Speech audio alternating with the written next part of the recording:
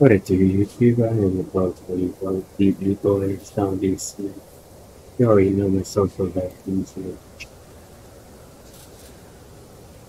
on my OnlyFans these doing TikTok Tony oh my Twitter 2002 my Instagram Tony's fucking about you want to show me and my friends their Discord communities below.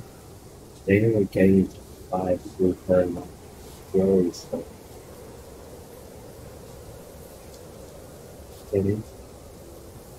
To go to the river. There was this old creepy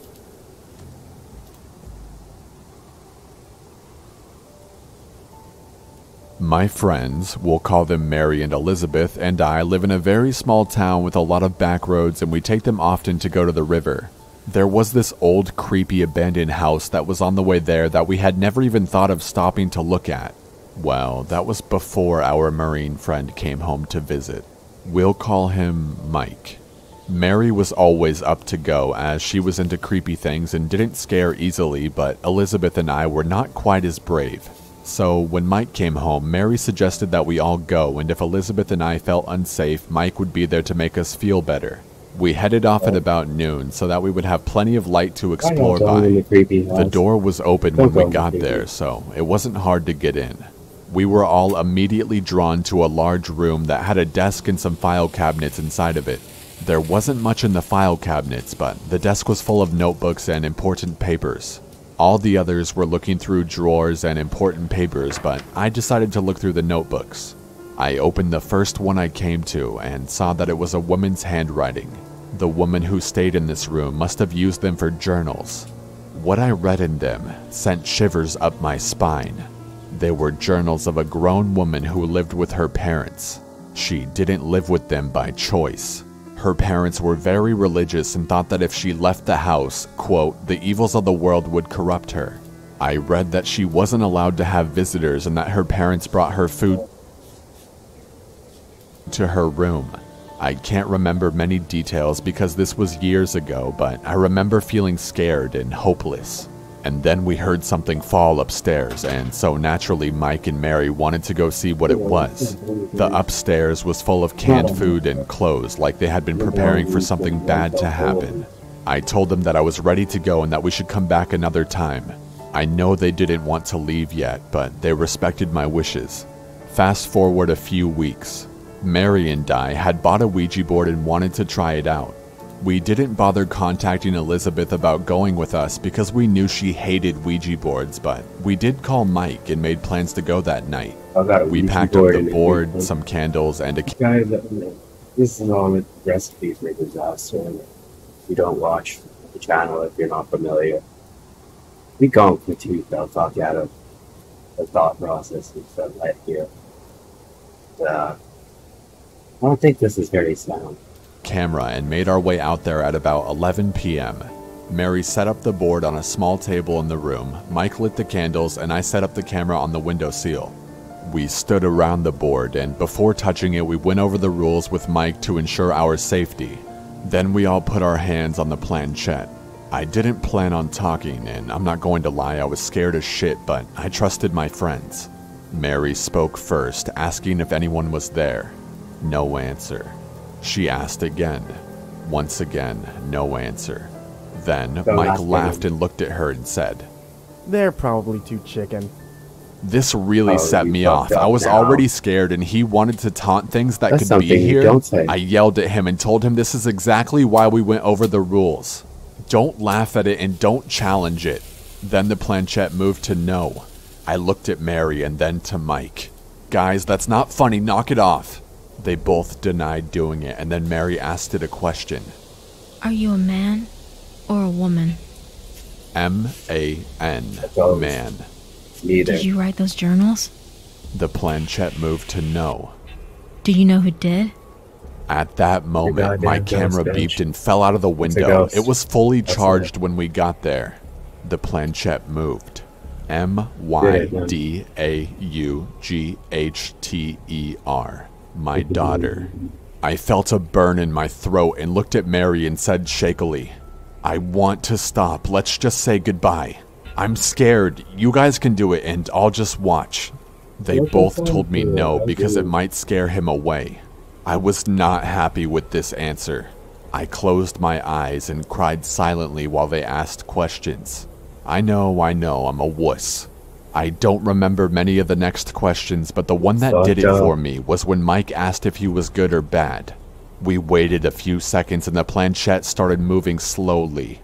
It landed on the moon, which means demon or bad spirit. I yelled at them and told them to say goodbye. They asked a few more questions and then finally said goodbye. What questions did they have? We packed up our things and I was the first one out the door. Mary and Mike lingered a little longer and started towards the door. Mary had just stepped out when Mike decided he had one last thing to say. He turned around, laughed, and cursed at whatever was there, calling it a pussy and everything else. Ooh, boy, you fucked up there. Do not ever call a ghost a pussy. They will ghost fuck you. That's how you get ghost raped.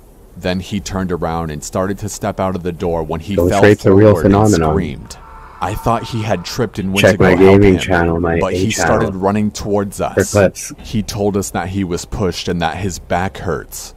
I got behind him and pulled up his shirt to discover that he had 3 red scratch lines down his back. We bolted to his car and heard things banging around in the house. He sped off and we went straight to Mary's house. I didn't sleep much that night and refused to ever go back to that house. The marks on Mike's back healed within a few days and he really had no interest in going back either. I'm glad it was only scratches and not something more serious. Wait, shit. What do you think that was, Houston? Some shit, for sure.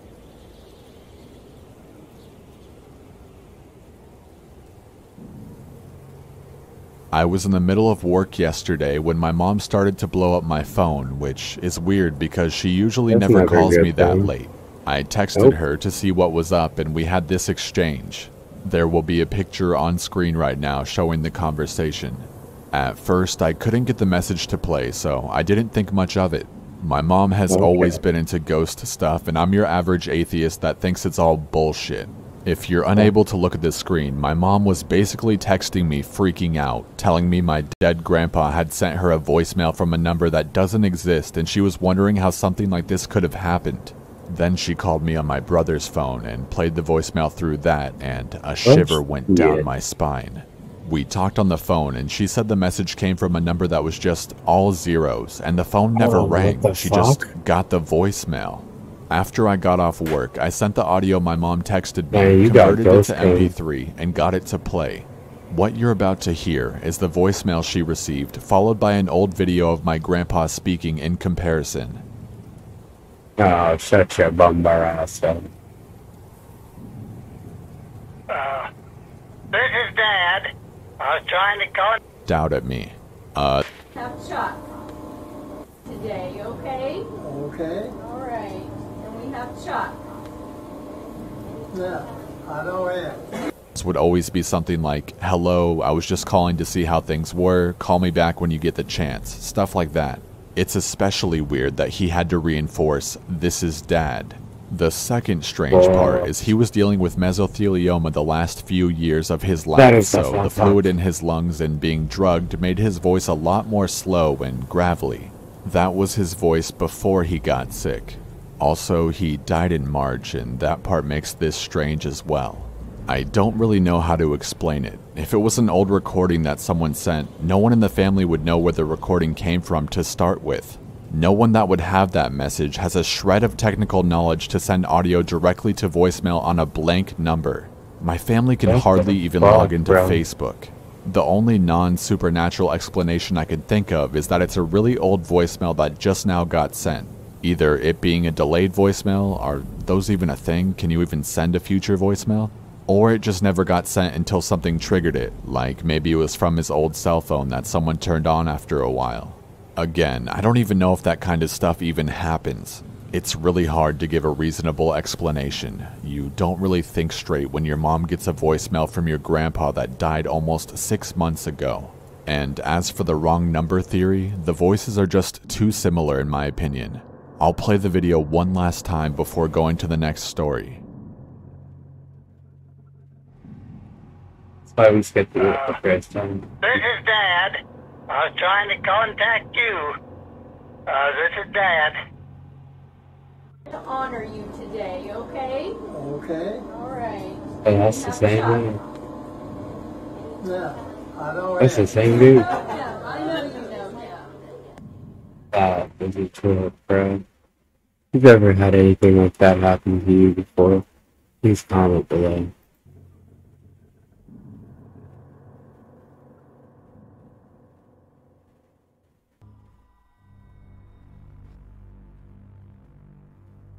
When I was 14, I was sharing a hotel with my parents for a basketball tournament out of state. I was sleeping on the floor on the other side of the room because there was no pull-out couch or extra bed. I know I fell asleep and the room was very dark, but at one point I opened my eyes and could see perfectly everywhere inside of the room. The room had a slight yellow tint to it. I saw a very pretty girl about my age turn the corner and walk out of the bathroom. She was carrying a long piece of wood. I'm not sure how else to describe it. It looked like a wand and the wood had holes all over it. I just remember she was very lovely and maybe had white clothes on. I specifically remember I wasn't scared at all. I did, however, call out, wondering what she was doing. I said something along the lines of, "Hi, who are you and what are you doing?" She looked at me, but she didn't respond. The next part is so hard to understand. My father apparently had heard me call out with the whole "Hi, who are you and what are you doing" thing. My dad says he woke up and saw me, but it was actually her, and he got out of bed to flip on the light switch to the bathroom and help me with whatever I was doing. She turned her head and looked from me to him as he got up. Keep in mind, I'm watching all of this go down from across the room. My dad reaches around her to turn on the light, and in her last millisecond, she manages to look back at me. My dad flips on the light switch and she's immediately gone. Now, the lights are on and my dad is looking where she was standing. I call out, "Dad, did you see her too?" My dad then responds with, "Kate, I thought that was you." I explained that I was over here the whole time and that I saw her walk out of the bathroom and I didn't know who she was. We couldn't explain it. We both definitely saw her walk out of the bathroom. We sat there for maybe 20 minutes recounting what we had seen over and over. My dad then prayed over me and we somehow went back to sleep. Another crazy part about the whole thing, my mom, who has a horrible time sleeping for more than 2 hours at a time, slept through the whole thing and still says she had never had a more restful night of sleep that she could ever remember. Can anyone explain what this occurrence could have been? Was she a ghost, a memory, an angel? Why couldn't she talk? Why was she there? Why could we both see her? I've always told this true story as a party trick, but lately I'm really hoping to do more investigating. Oh, it was an odd one.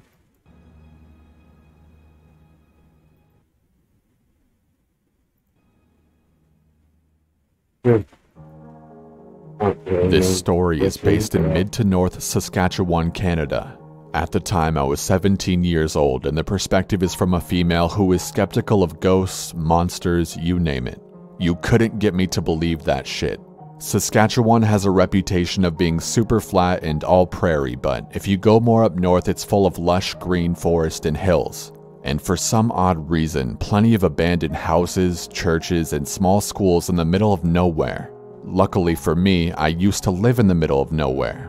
Before I had moved out for college, my brother and I lived with our father in the childhood home that we grew up in.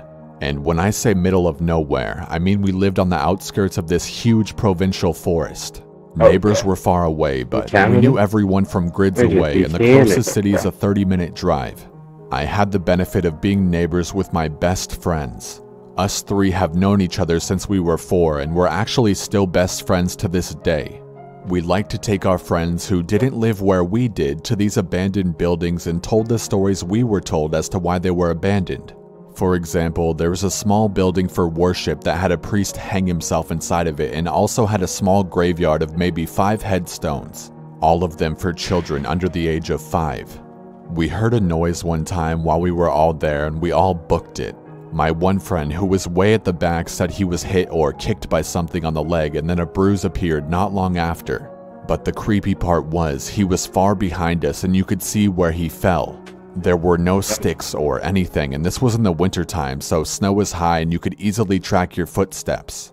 But that's kinda just a backstory for everything. Now for the actual story. We like to show people this abandoned church at the end of the road near the entrance of the provincial forest.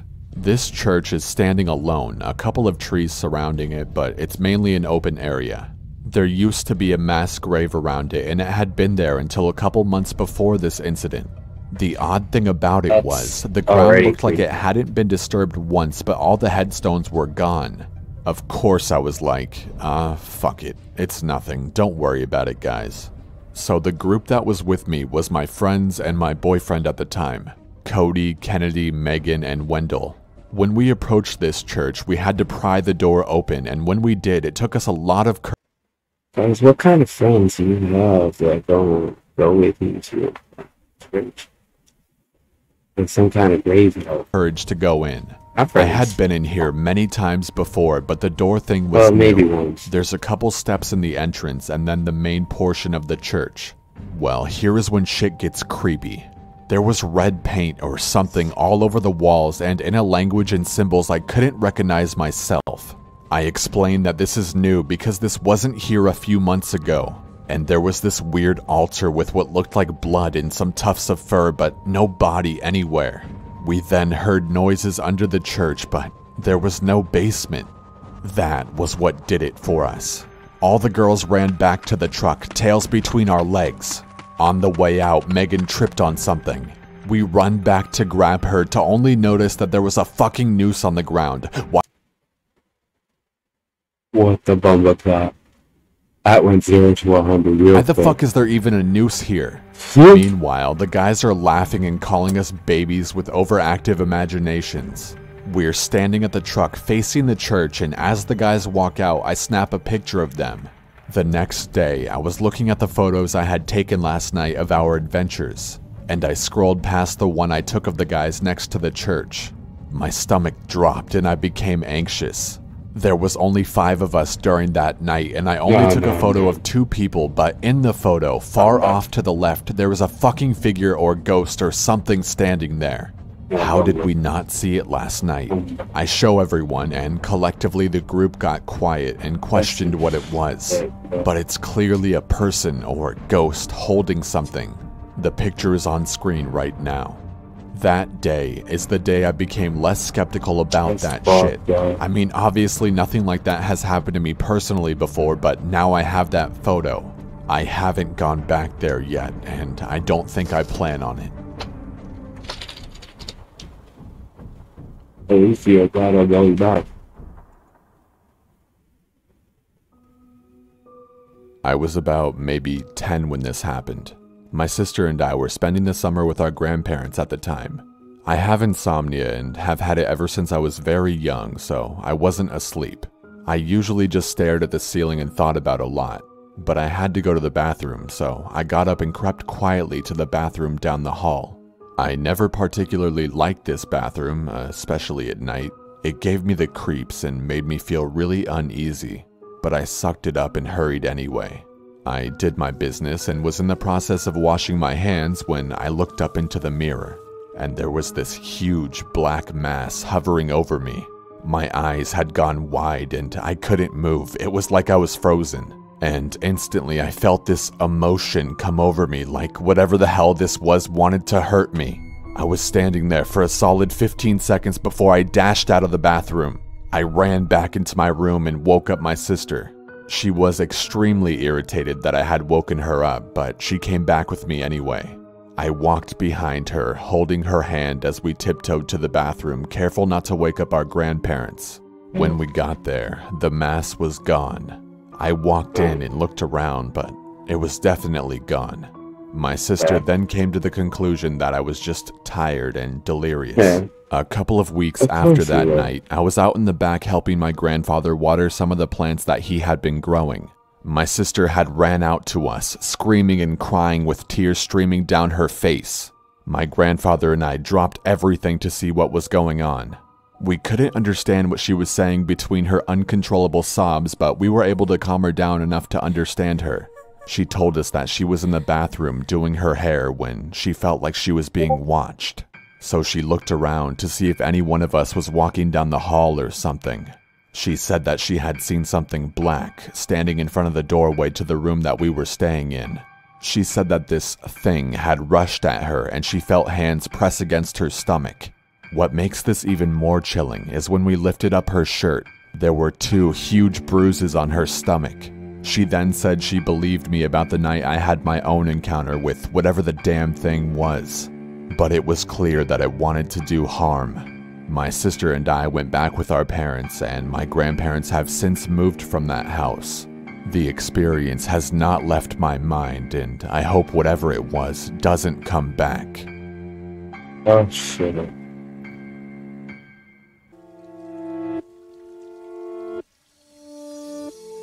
That was actually a great set of videos to react to. I would encourage you to check out the original kind of corpse type.